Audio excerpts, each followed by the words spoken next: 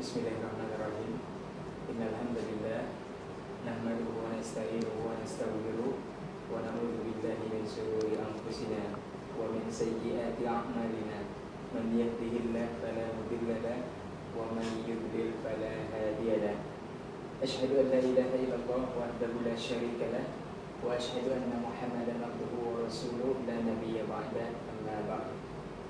91,1 FM Radio Rabbani Muarajul Ilmu dan Peradaban Negara Surabaya yang dirahmati Allah Subhanahu wa taala.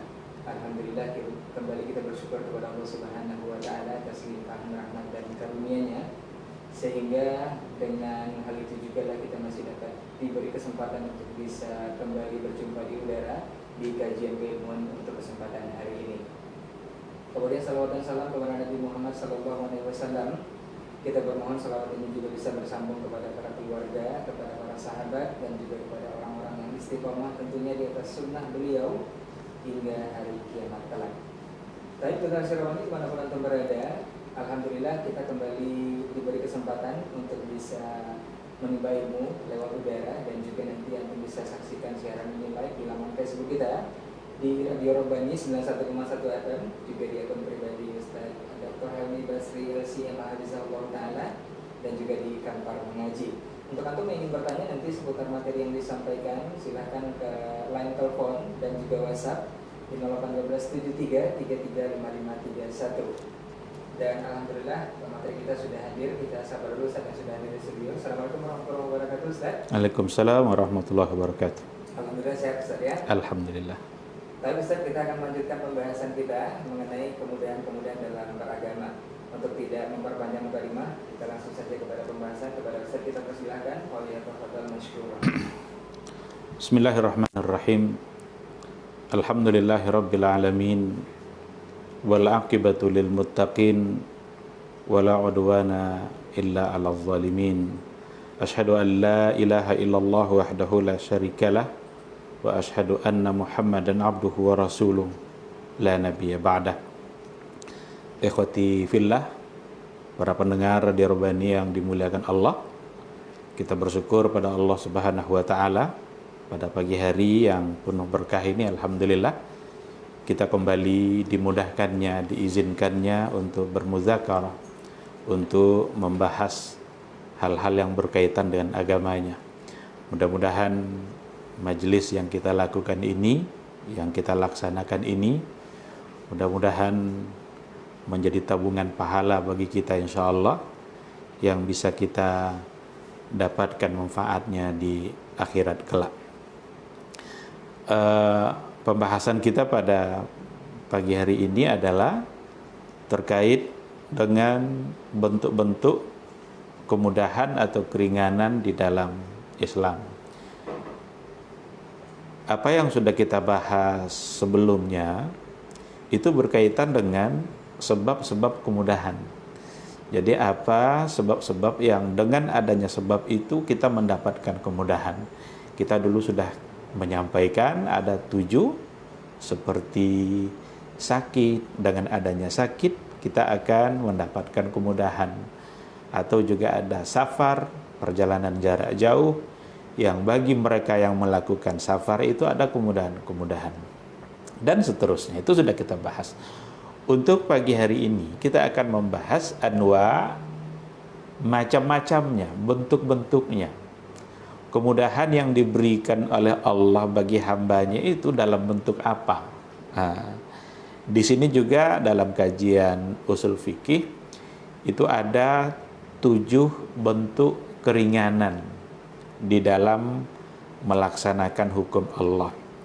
Ini insya Allah yang akan menjadi bahan diskusi kita pada pagi hari ini. Yang pertama sekali itu adalah takhfif isqat. Takhfif isqat itu artinya adalah keringanan atau kemudahan dalam bentuk menggugurkan hukum. Jadi dikarenakan oleh sebab-sebab tertentu ada hukum yang bisa gugur. Menggugurkan hukum dari hamba karena ada sebab tadi, itu namanya adalah takhfif isqat. Apa contohnya? Di antara contoh takhfif isqat itu adalah gugurnya kewajiban jihad bagi perempuan umpamanya, atau gugurnya kewajiban jihad bagi mereka-mereka yang sakit. Ketika datang perintah jihad dari Allah Subhanahu wa taala, disampaikanlah oleh Rasulullah sallallahu alaihi wasallam kepada para sahabatnya, tapi mereka-mereka yang mengalami sakit, ada yang buta di antara sahabat, itu mereka mendapatkan keringanan hukum. Dan keringanan di sini disebut dengan takhfif karena gugurlah hukum bagi dia. Ada lagi contohnya gugurnya Jumat dikarenakan oleh ada alasan, ada sebab-sebab yang membuat Jumat itu menjadi gugur. Dulu pada masa Rasulullah sallallahu alaihi wasallam, di antara hal-hal yang pernah menggugurkannya itu adalah ya di antaranya juga sakit. Karena dalam hadis kan seperti itu kan, iza maradal abdu aw safar, apabila seorang hamba itu sakit atau dia dalam keadaan musafir, maka gugur baginya, boleh dia tidak mengerjakan hal-hal yang biasa dia kerjakan, tapi dia mendapatkan pahala sama. Ini kalau kita bawa kepada kajian-kajian fikih kontemporer, itu sudah kita berikan dulu beberapa contoh tentang gugurnya salat Jumat bagi beberapa orang, beberapa keadaan. Bahkan termasuk di antaranya kalau seandainya ada dokter spesialis yang sedang menangani pasiennya di ruang gawat darurat, lalu tiba-tiba didengar azan Jumat. Ketika orang semuanya pergi berjumat, dan seandainya dia tinggalkan pasiennya dan akan mengkhawatirkan nyawa pasien itu, maka dibolehkanlah bagi dokter ahli tadi untuk tidak mengerjakan Jumat, tetapi digantilah pelaksanaannya dengan mengerjakan sholat zuhur. Nah, ikhwati fillah, jadi ini namanya takhfif isqat. Bentuk yang pertama dari kemudahan dalam agama itu adalah kemudahan dengan cara menggugurkan hukum dari seorang hamba. Ada lagi bentuk yang kedua, namanya adalah takhfif tangkis. Takhfif tangkis. Tangkis itu dari kata naqasa itu artinya berkurang. Artinya adalah keringanan dalam bentuk mengurangi kewajiban, mengurangi jumlah apa yang menjadi wajib bagi seseorang. Apa contohnya? Kal qasri fis shalah, seperti dibolehkannya mengerjakan salat secara qasar bagi mereka yang dalam keadaan safar. Qasar itu kan artinya meringkas. Salat yang berjumlah 4 rakaat maka dijadikan 2 atau dilaksanakan hanya 2 rakaat. Mengerjakan yang 4 menjadi 2 itu berarti adalah kemudahan, karena sudah mengurangi apa yang seharusnya menjadi kewajiban dia. Kewajibannya 4 tapi berubah menjadi 2. Banyak hukum-hukum dalam agama yang dibedakan antara orang yang merdeka dengan hamba sahaya, di mana hamba sahaya itu memiliki kewajiban setengah dari mereka yang merdeka.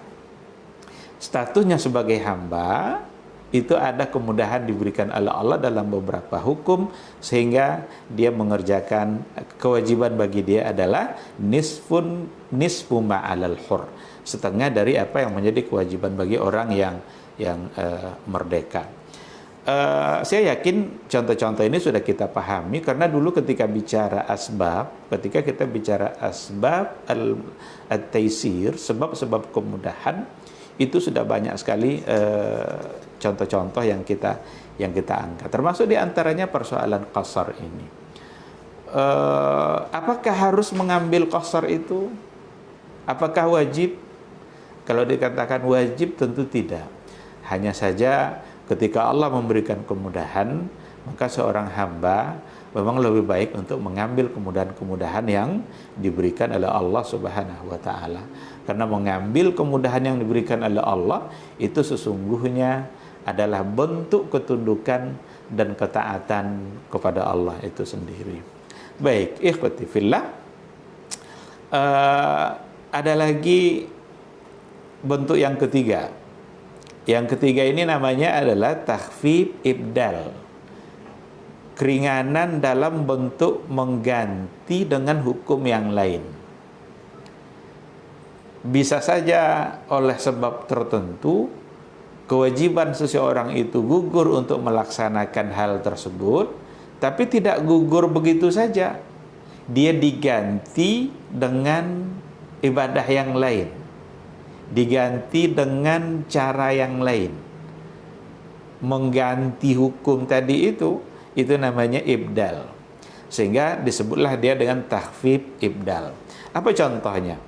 Ibdalul wudu wal ghusl bitayammum. Boleh mengganti wudu dengan mandi itu, wudu dan mandi diganti dengan tayammum.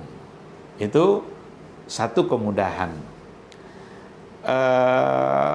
Kalau ada orang yang sakit, dia tidak bisa menggunakan air untuk berwudu, sementara dia ingin sholat. Kalau sholat kan harus dalam keadaan suci, maka wudu itu gugur bagi dia, tapi digantilah dengan tayammum. Tidak menggunakan air, tapi dengan menggunakan tanah atau debu yang suci. Ada orang yang dalam keadaan janabah, seharusnya dia adalah berkewajiban untuk mandi junub agar dia suci, karena hadasnya adalah hadas besar. Kalau hadasnya hadas besar, tidak akan terangkat hadas besar itu kecuali dengan mandi. Tapi ternyata ada kendala-kendala atau ada keadaan di mana dia tidak bisa untuk mengerjakan mandi itu, maka boleh baginya diganti dengan at-tayammum, menggunakan debu atau tanah yang suci.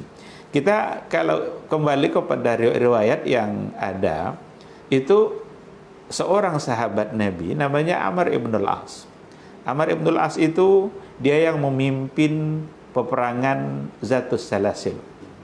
Dan itu terjadi di musim dingin. Ada satu peperangan, maka dikirimlah satu pasukan oleh Rasulullah sallallahu alaihi wasallam. Nama peperangan itu adalah Ma'rakatu Zatis Salasil. Mereka istirahat di satu tempat sebelum sampai ke wilayah itu, dan itu di musim dingin. Tiba-tiba Amr ibn al-As mimpi basah. Kalau mimpi basah tentu saja harus mandi. Di subuhnya Amr ibn al-As itu tidak mandi, dia hanya bertayamum saja. Dia pula yang mengimami karena dia adalah amirus safar.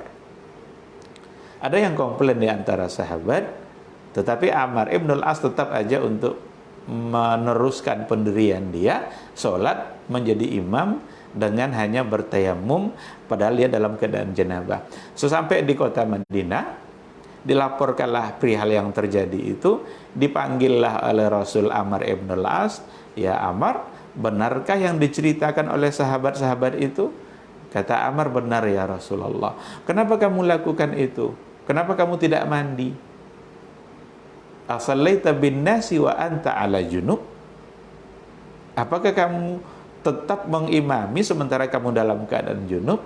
Apa kata Amr ibn al-As? Ya Rasulullah, saya teringat perkataan Allah subhanahu wa ta'ala, la taqtulu anfusakum innallaha kana bikum rahimah. Janganlah kamu bunuh diri kamu sendiri, sesungguhnya Allah sungguh sangat penyayang kepada kalian. Itu musim dingin ya Rasulullah. Saya takut kalau saya mandi, saya mati, berarti saya melanggar ayat ini. Karena ayat mengatakan la taqtulu anfusakum, jangan bunuh diri kamu. Kalau saya mandi, saya khawatir saya akan mati kedinginan. Tersenyumlah Rasulullah sallallahu alaihi wasallam tanpa memberikan komentar apapun. Tanpa memberikan komentar apapun itu biasanya masuk dalam kategori sunnah takririyah. Sunnah kan ada qauliyah dalam bentuk perkataan, ada sunnah fi'liyah dalam bentuk perbuatan, ada sunnah takririyah. Sunnah dalam bentuk diamnya Nabi. Diam itu bisa dengan indikasi. Senyum itu masih disebut sebagai takrir, karena senyum itu adalah indikasi bahwa Nabi setuju. Dan hadis ini di antara hadis yang dijadikan alasan oleh para ulama untuk mengatakan bahwa jika mandi tidak sanggup, mandi janabah tidak sanggup, maka boleh diganti dengan tayamum. Hukumnya nanti dia dihukumkan sebagai orang yang suci dan dia boleh mengerjakan sholat dengan tayamum yang dia lakukan tadi. Nah, jadi wudu dan mandi bisa diganti dengan at-tayammum. Cuma pertanyaan yang sering muncul juga, cara ganti tayamum, cara tayamum sebagai ganti wudu dengan cara tayamum sebagai ganti mandi. Jawabannya sama. Karena yang namanya tayamum itu satu bentuk ibadah yang sudah diajarkan oleh Rasulullah SAW, maka cara yang diajarkan oleh Nabi itulah yang harus dilakukan, baik itu sebagai ganti wudu atau sebagai ganti tayamum. Ternyata dulu ada Ammar ibn Yasir, salah seorang sahabat, yang keliru dalam memahami tayamum sebagai ganti mandi. Dia pernah bertayamum untuk ganti mandi, dan dia guling-guling di pasir, karena kalau mandi kan membasahkan seluruh tubuh. Dianggapnya juga tayamum juga dengan berguling-guling seperti itu, kayak kucing mandi. Kucing guling-guling dia di pasir, dan dipanggil oleh Rasulullah SAW. Kata Rasul, ya Ammar, innama yakfika hakadha. Wahai Ammar, sesungguhnya cukuplah bagi kamu begini. Fadaraba Rasulullah SAW darbatan wahidah, maka Nabi menepuk sekali tepuk saja tanah itu oleh Nabi, lalu kemudian diusapkan ke tangan dan muka. Hadis ini mengandung beberapa hukum, termasuk diantaranya adalah apakah kalau kita bertayamum itu sekali tepuk atau 2 kali. Karena ada perbedaan di kalangan para ulama. Berdasarkan hadis tadi, fadaraba darbatan wahidah, Nabi memukul, menepuk sekali saja. Dan itu satu kali itu untuk 2, muka sekaligus tangan. Dan itu yang nampaknya yang lebih disahihkan oleh yang dikuatkan oleh para ulama. Tapi ada sebagian yang mengatakan 2 kali, satu untuk muka dan satu untuk tangan. Ini contoh yang pertama untuk takhfif ibdal, keringanan dalam bentuk mengganti. Contoh yang berikutnya, al-qiyam bil qu'ud, mengganti berdiri dengan duduk. Jadi kalau ada orang yang tidak sanggup untuk mengerjakan sholat secara berdiri, bukan gugur sholat itu bagi dia. Karena kemudahannya bukan kemudahan dalam bentuk menggugurkan, tapi kemudahan dalam bentuk mengganti, merubah cara. Oleh karena itu, biarkanlah dia untuk tidak berdiri, tapi diganti caranya dengan al-qu'ud, dengan duduk. Maka bolehlah orang yang tidak sanggup berdiri itu sholat dalam keadaan duduk. Begitulah indahnya Islam, begitulah kasih sayang Allah. Allah tidak ingin memaksa seseorang untuk melakukan sesuatu yang dia tidak bisa. Karena kalau seandainya dipaksa juga, maka pasti dia akan kesulitan dalam mentaati Allah. Allah tidak menginginkan kesulitan itu bagi siapapun. Yuridullahu bikumul yusra wala yuridu bikumul usra.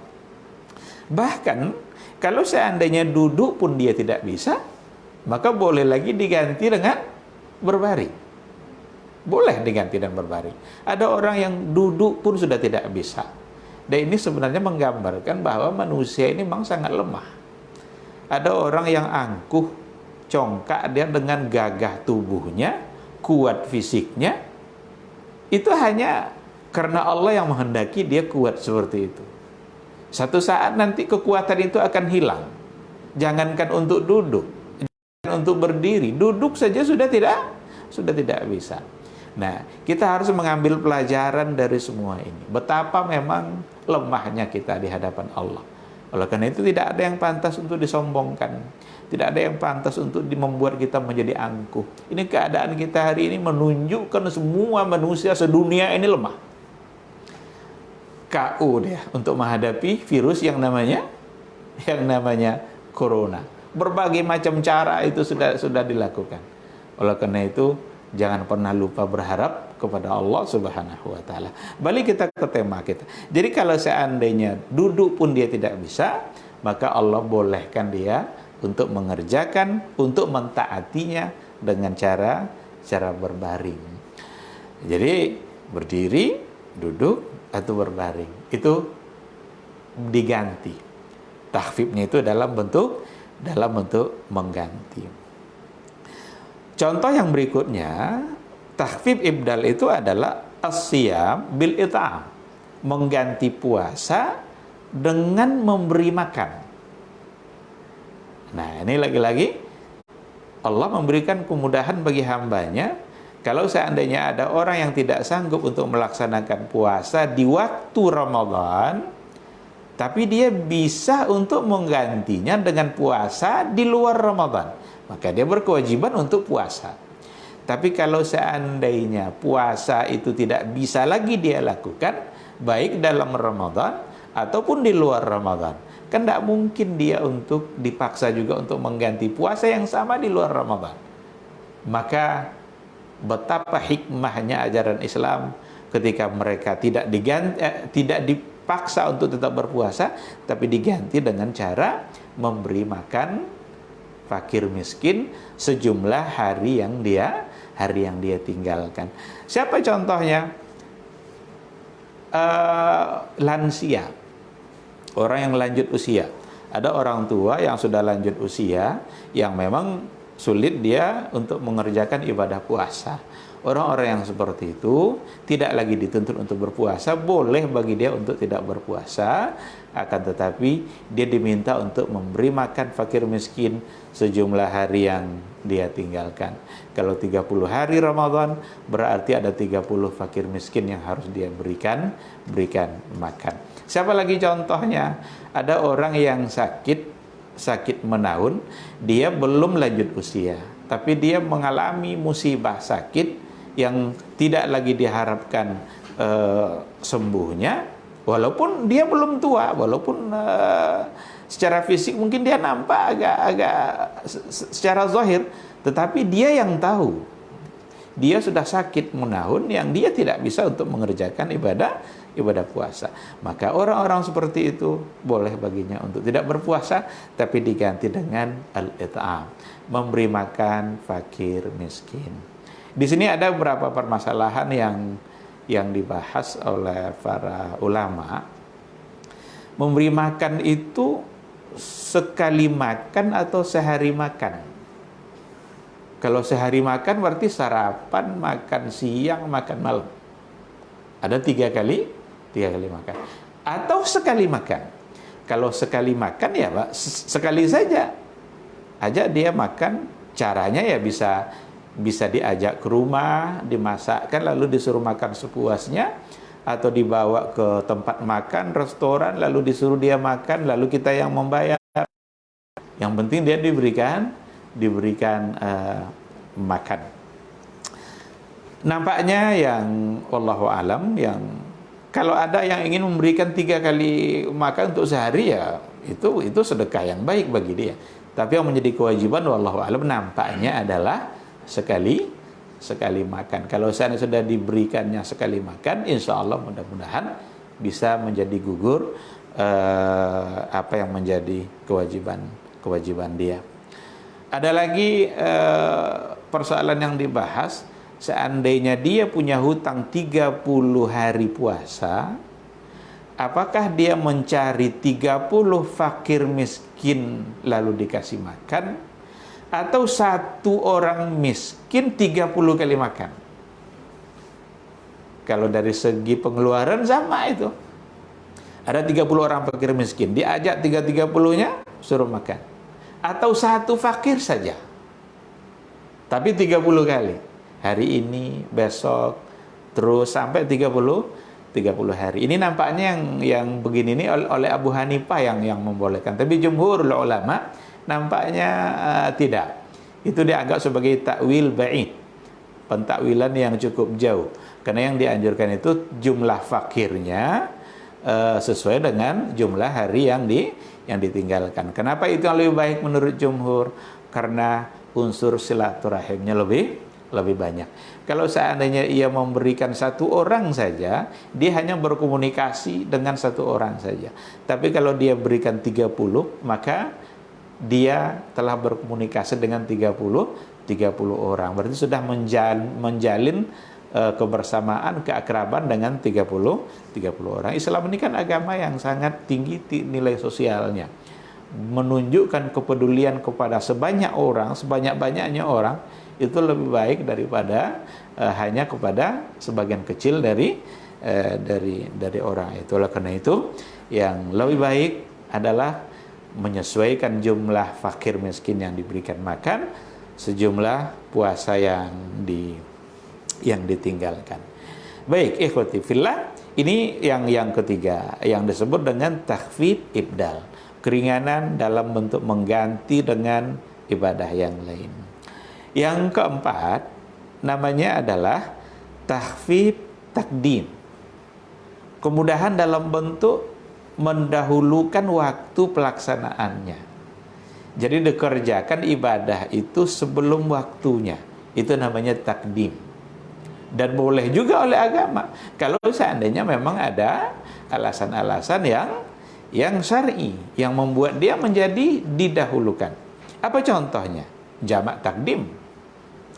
Kalau tadi qasar itu mengurangi jumlah.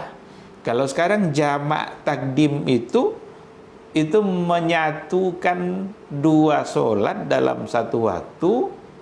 Solat yang asar boleh dibawa kepada solat zuhur. Itu namanya takdim. Atau solat isya boleh dibawa dilaksanakan dibawa kepada waktu maghrib. Itu namanya takdim. Nah, itu juga sebagai kemudahan oleh agama. Kalau ada orang dalam perjalanan, dia sudah mampir di waktu maghrib, sekaligus dia akan mampir untuk makan, bersih-bersih, buang air, sekaligus untuk ibadah sholat. Seandainya lah takdim itu tidak dibolehkan, niscaya dia akan kesulitan untuk kembali mampir di waktu isya, karena dia harus mengerjakan sholat isya. Tapi dengan adanya takhfif dalam bentuk takdim, maka ibadah-ibadah yang seharusnya belum pada waktunya, tapi dia boleh untuk mendahulukan. Maka disebut dengan takhfif takdim. Yang sebelum dilanjutkan, ini udah ada pertanyaan yang masuk di 081273 Iya. 3531. Kita jawab Ustaz ya. Iya, silakan. Assalamualaikum warahmatullahi wabarakatuh Ustaz. Waalaikumsalam warahmatullahi wabarakatuh. Mohon bertanya Ustaz mengenai fidyah Ustaz. Bagaimana tata cara atau hukumnya untuk wanita yang menyusui, yang tidak puasa setelah beberapa kali Ramadan? Apakah harus mengganti dengan puasa 30 hari juga dengan dikalkulasikan berapa kali dia meninggalkan, atau dibayar dengan fidyah? Kalau memang dibayar dengan fidyah, apakah bisa diganti dengan uang? Dan bagaimana cara membayar fidyahnya Ustaz? Apakah 30 orang fakir miskin atau seperti apa Ustaz? Iya. Baik, terima kasih atas pertanyaannya. Dalam kajian fikih itu ada pembahasan khusus terkait dengan al-hamil wal murdi', yang hamil dan yang menyusui. Orang yang hamil sebahagian ada yang berat untuk mengerjakan ibadah puasa. Orang yang menyusui juga seperti itu, karena mungkin stamina atau kondisi fisik yang tidak kuat dikarenakan oleh ada bayi yang menyusui. Kalau memang dia tidak bisa untuk mengerjakan puasa seperti itu, maka dalam agama dibolehkan untuk tidak berpuasa.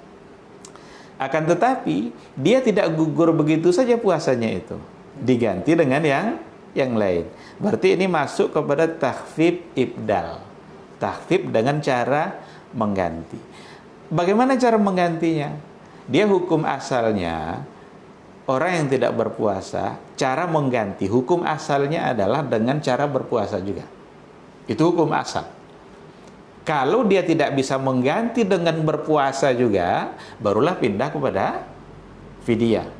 Oleh karena itu, seandainya ada orang yang hamil dan menyusui, bisa dia mengganti puasanya itu setelah Ramadan nanti. Oke lah, mungkin saat Ramadan itu saat-saat dimana berat bagi dia untuk berpuasa. Tapi di luar itu dia bisa. Maka dia diminta untuk mengganti. Di sini memang ada perbedaan pandangan di kalangan para ulama, tapi kita bisa simpulkan seperti itu.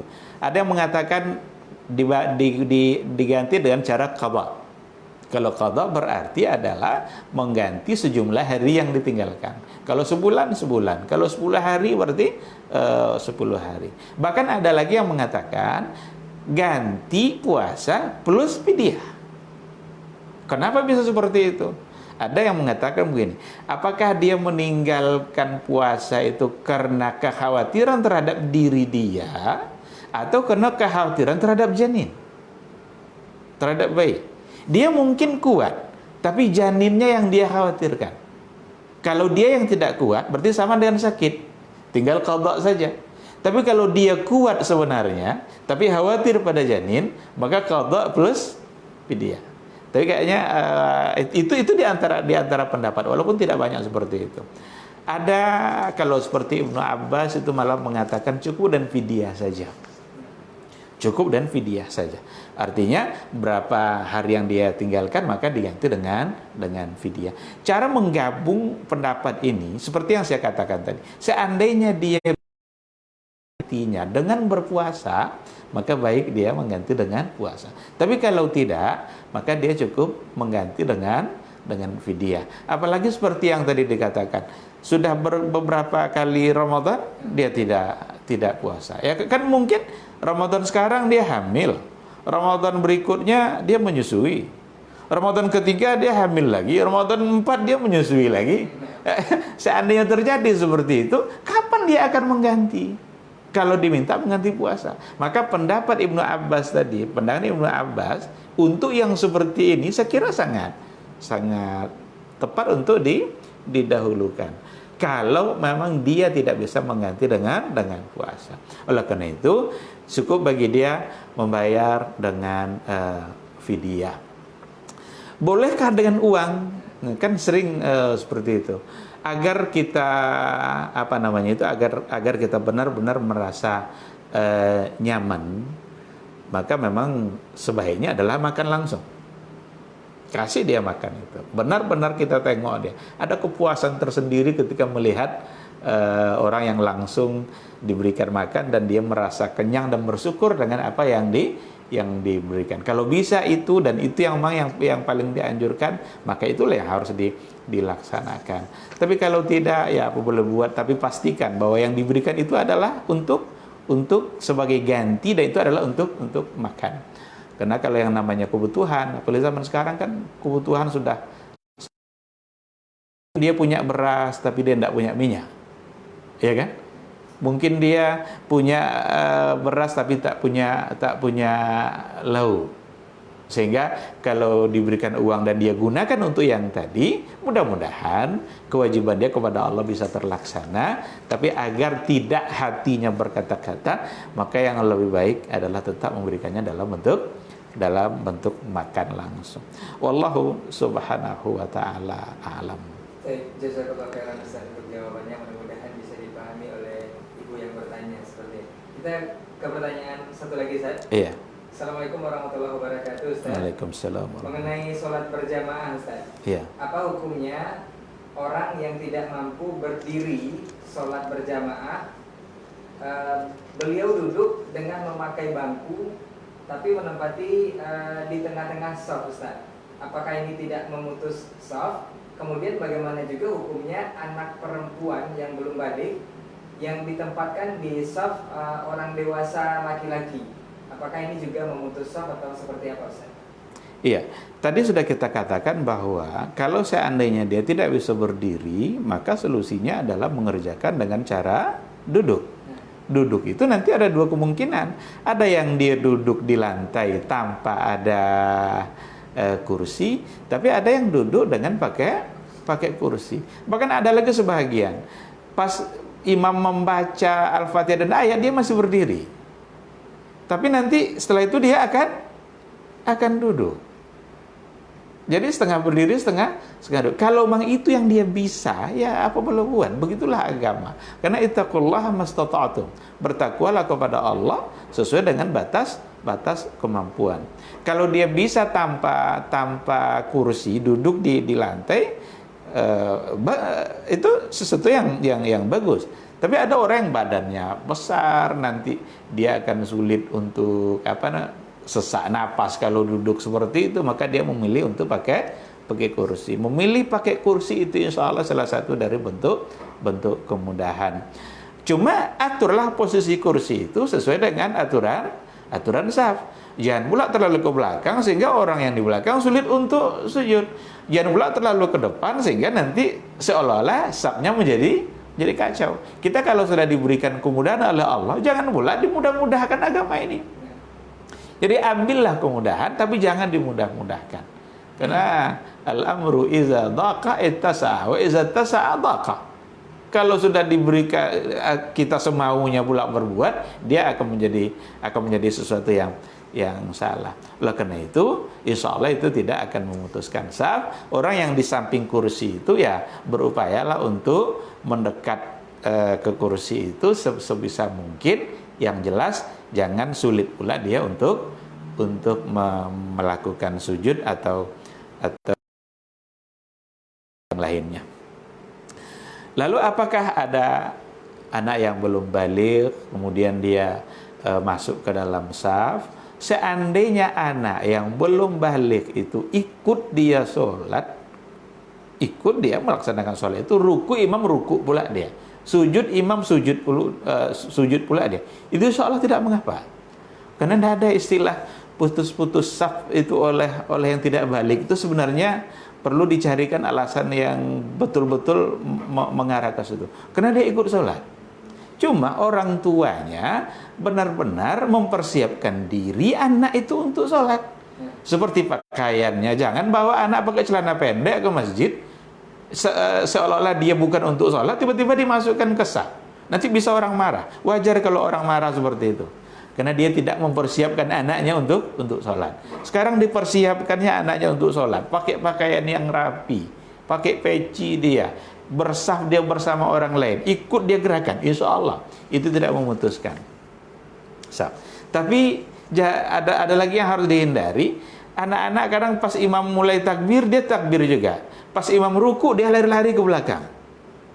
Itu akan membuat kekosongan yang ada pada saf. Yang seperti ini perlu dihindarkan. Perlu diberikan pengertian. Seandainya memang akan mengganggu jamaah seperti itu, mungkin lebih baik anak itu tidak masuk ke dalam saf, karena dia akan keluar masuk. Nanti pas diisi dirapatkan saf itu, datang dia lagi untuk ingin masuk juga ke saf itu akan bisa mengganggu orang lain. Nah, jadi solusinya memang mengajarkan anak-anak bagaimana mereka bisa tertib di dalam saf. Bukan solusinya dengan mengusir anak-anak dari masjid. Ini juga kurang tepat, karena ada sebahagian dengan cara mengusir anak agar tidak mendekat ke masjid. Kalau anak-anak tidak diajak mendekat ke masjid, nanti giliran orang tuanya yang pada meninggal, tidak ada lagi orang yang akan menggantikan dia di masjid. Tetaplah ajak mereka ke masjid, tapi diajarkan, dididik, diberikan pengertian-pengertian agar mereka bisa mengerti dan memahami. Wallahu subhanahu wa ta'ala a'lam. Jazakallah khairan. Meskipun perempuan Ustaz ya anaknya. Kalau perempuan itu, kalau yang laki-laki aja orang persoalkan, apalagi yang perempuan. Kalau yang perempuan mungkin lebih baik kita untuk tidak melakukan itu. Biarlah yang perempuan, ajarkan perempuan itu bahwa dia tempatnya tidak di sini. Tempatnya ada di bagian belakang. Kalau yang mau bawa adalah ayah, jangan bawa. Biarlah ibunya yang membawa. Wallahu subhanahu wa ta'ala. Baik, jazakallahu khairan Ustaz. Kita jawab telepon Ustaz untuk pertanyaan. Iya, silakan. Assalamualaikum. Assalamualaikum. Halo, assalamualaikum. Iya, silakan Pak.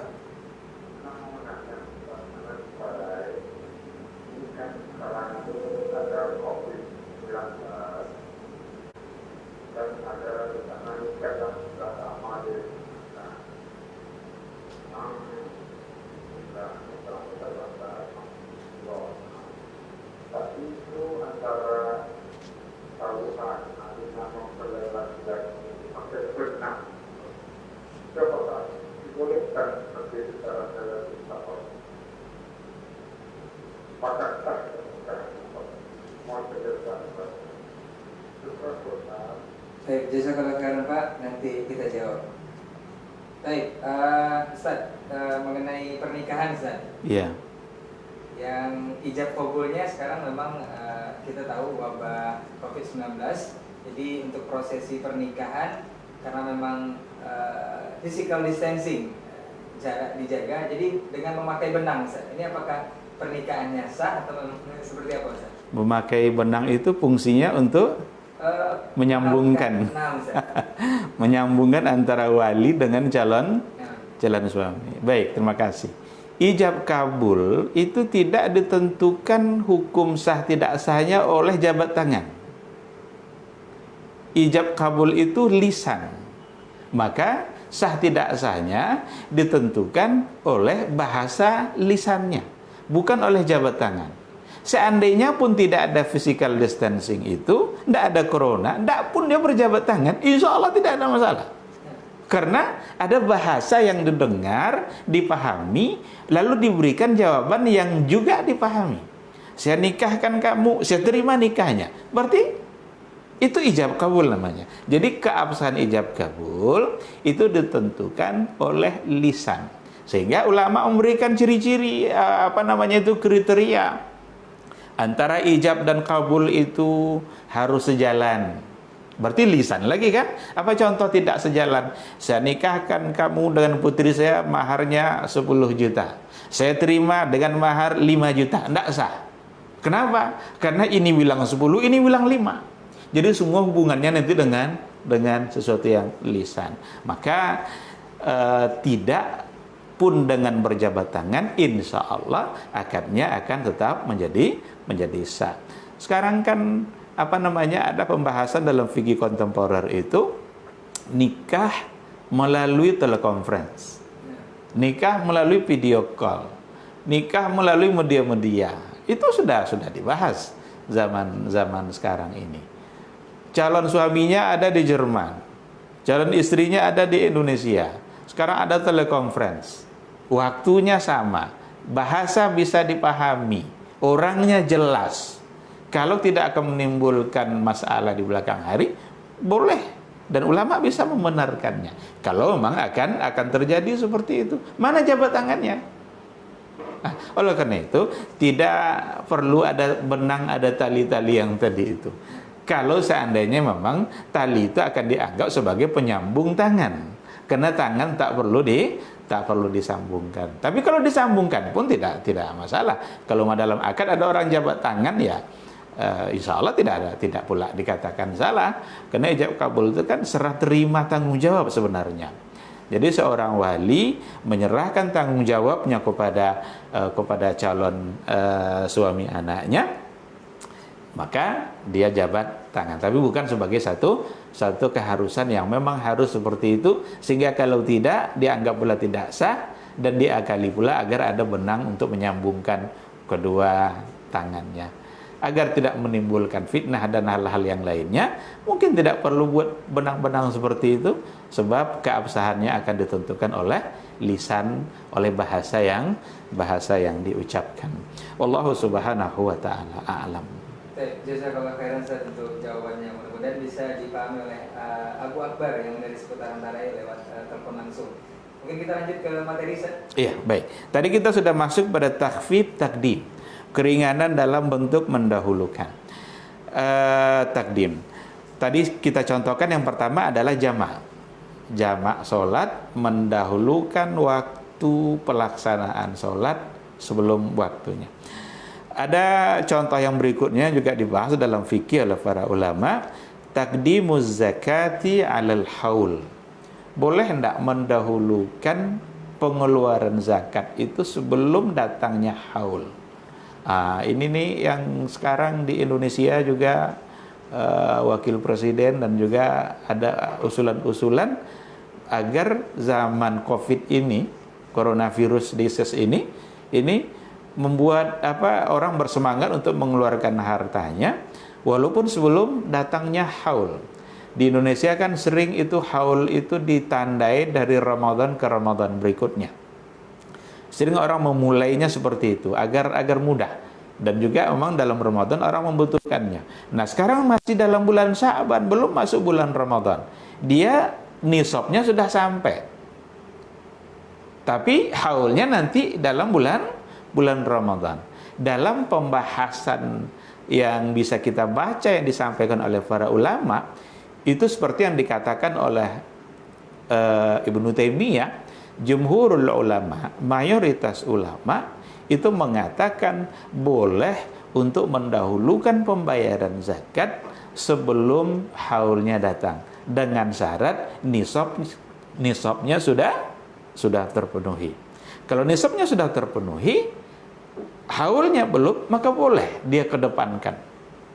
Dia dahulukan untuk pembayaran zakat itu.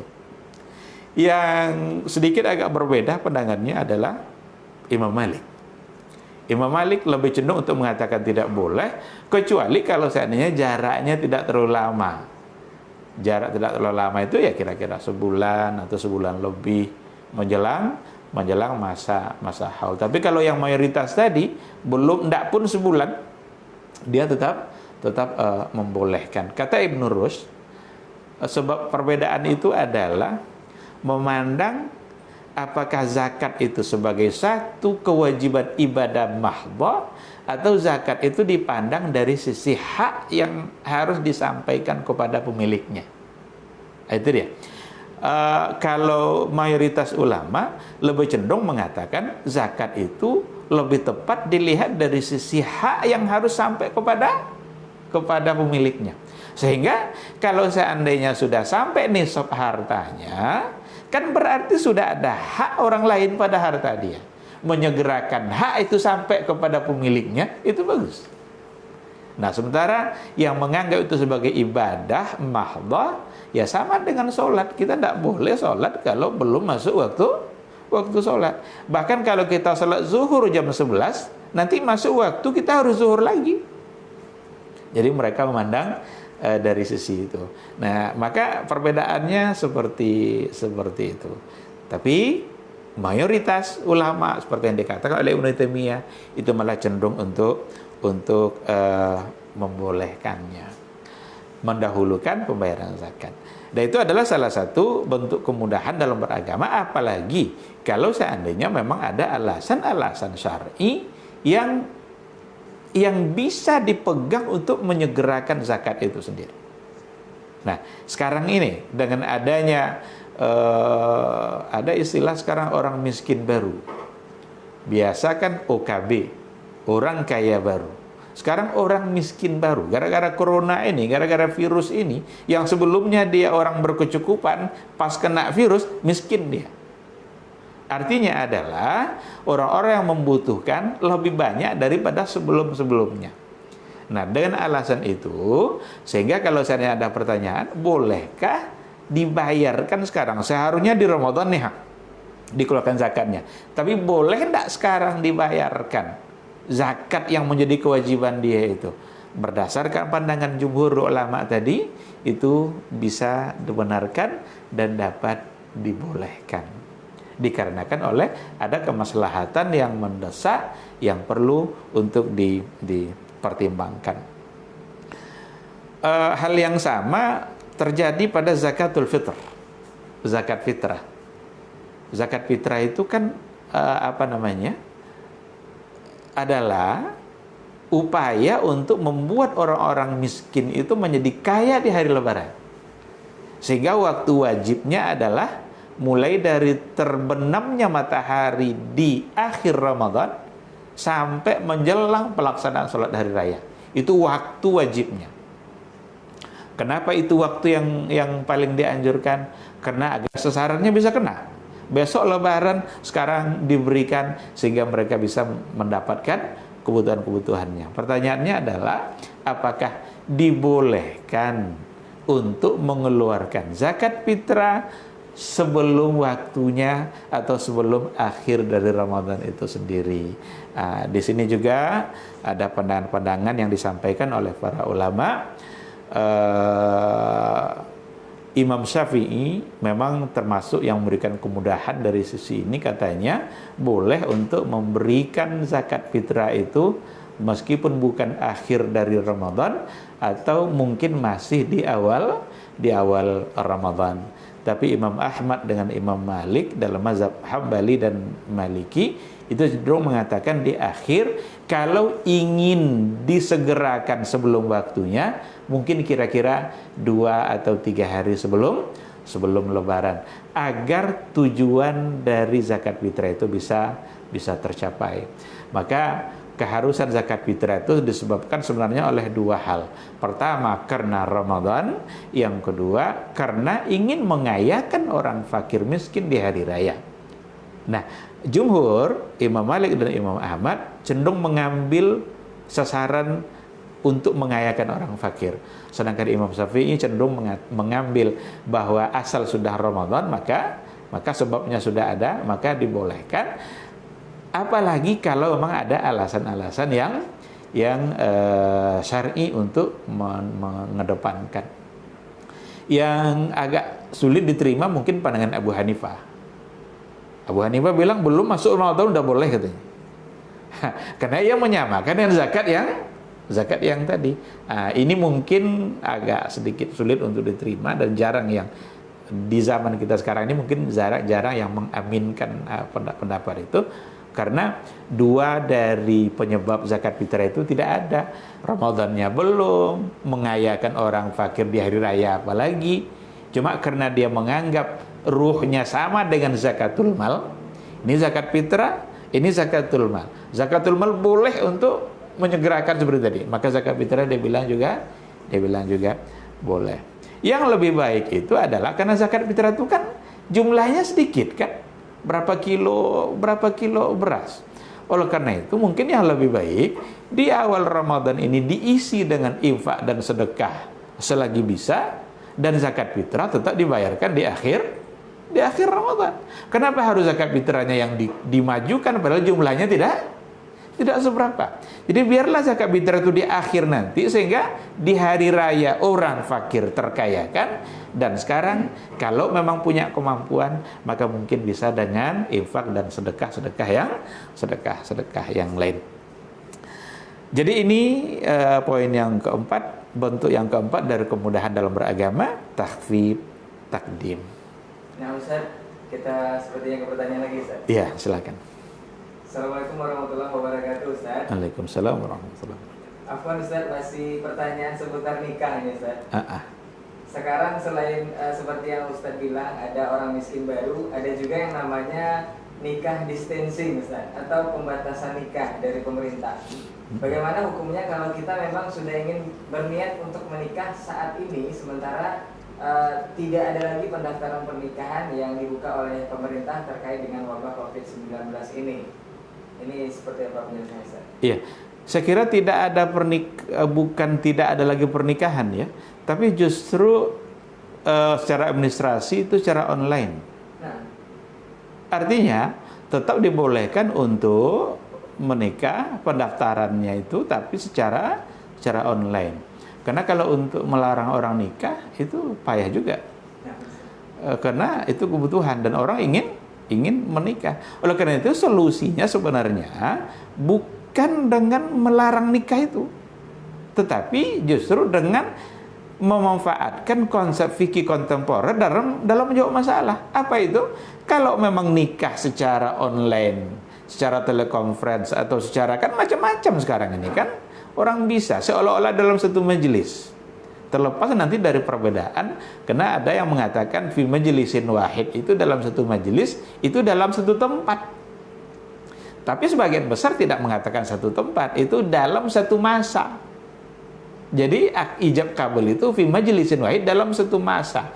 Jangan ada jarak pemisah, pagi ijab, sore kabul, tidak sah nikahnya. Atau dibilang saya terima, saya nikahkan kamu, tiba-tiba lalu ngopi-ngopi, dia minum kopi, makan snack, baru nanti dijawab saya terima, itu tidak bisa. Karena diantara ijab dan kabul itu oleh sesuatu. Itu yang lebih pas maknanya. Fi majlisin wahid dulu mungkin diartikan dengan tempat, dalam satu tempat. Nah sekarang ketika berjarak, tetapi dia bisa dianggap sebagai satu majelis. Orang rapat-rapat sekarang sudah telekonferensi, sama seperti ini, dia berada dalam satu majelis. Nah oleh karena itu sebenarnya solusinya tidak dengan menutup pernikahan itu, tetapi adalah dengan memanfaatkan solusi kontemporer untuk masalah-masalah yang ada. Karena Islam ini diturunkan oleh Allah untuk menjawab permasalahan. Kenapa kita abaikan solusi dari Islam? Ketika memang itu dibolehkan dan banyak yang membolehkan memang, maka pakai itu. Sehingga orang tetap bisa melaksanakan akad nikah. Mungkin akan ada orang bertanya, kalau gitu kami nikah siri aja Ustaz. Kalau memang sudah tidak dibolehkan, itu mungkin tidak juga bisa menjamin sebagai solusi, karena nikah siri itu terlepas dari agama, secara agama bisa saja sah kalau seandainya lengkap syarat rukunnya, tetapi nanti secara kemaslahatan dia di belakang hari, dia akan mengalami berbagai kesulitan dengan nikah siri itu. Maka dalam perspektif maqasid syariah, lebih baik untuk tidak melakukan nikah siri. Bahkan Profesor Mustafa Kutub Sanu itu mengatakan pencatatan nikah itu bisa masuk ke dalam kategori maslahah mursalah. Jadi menggunakan konsep masalah mursalah dalam usul fikih untuk mengharuskan adanya pencatatan nikah.